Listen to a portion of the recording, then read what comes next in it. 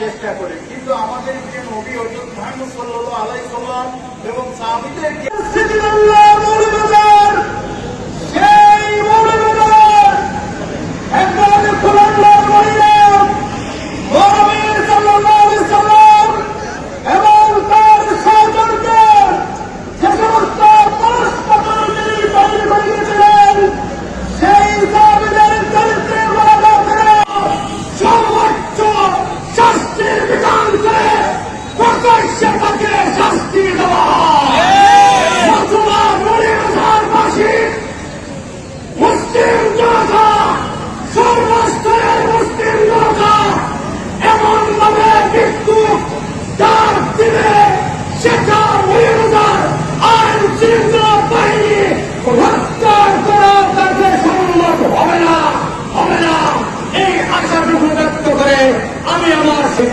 মহিলার আইনি ব্যবস্থা, এই কুলাঙ্গার মহিলার শাস্তি কি হয় আমরা পর্যবেক্ষণ করছি।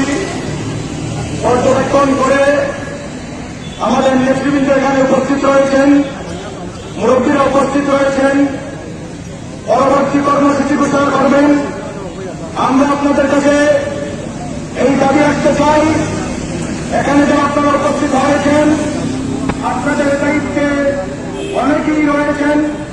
পরবর্তী কর্মসূচিতে যদি আমাদের নেতৃবৃন্দ আপনাদেরকে আহ্বান করেন, দলমত নির্বিশেষে ইমানি দায়িত্ব মনে করে আপনারা আবার আমাদের নেতৃবৃন্দের তাকে সাড়া দিবেন, ঠিক কিনা?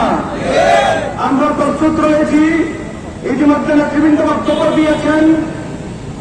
অনেক নাস্তিক জগৎ যারা ইসলাম বিরোধী পদক্ষেপ নিয়েছিল, ইসলামের বিরুদ্ধে অবস্থান নিয়েছিল, তাদের বাদ পণ্য জবাব শাহজালাল রহমতুল্লাহ আলীর উত্তরসূরিরা, শাহ মুস্তফা রহমতুল্লাহ আলীর উত্তরসূরিরা বাদ পণ্য জবাব দিয়ে এদেশ থেকে সকল নাস্তিক জগৎ থেকে বিতাড়িত করেছিল। আমরা আজকের এই সমাবেশ থেকে, এই বিক্ষোভ সভা থেকে ঘোষণা করতে চাই, যদি এই কুলাঙ্গার মহিলা প্রকাশ্যে ক্ষমা না করে, প্রকাশ্যে ক্ষমা প্রার্থনা না করে, তাহলে এদেশের রাশিদারের মুস্তফা তাওহীদি জনতারা এই মহিলাকে অবাঞ্ছিত ঘোষণা করে এই মহিলাকে তাড়িয়ে দিবে, ঠিক কিনা?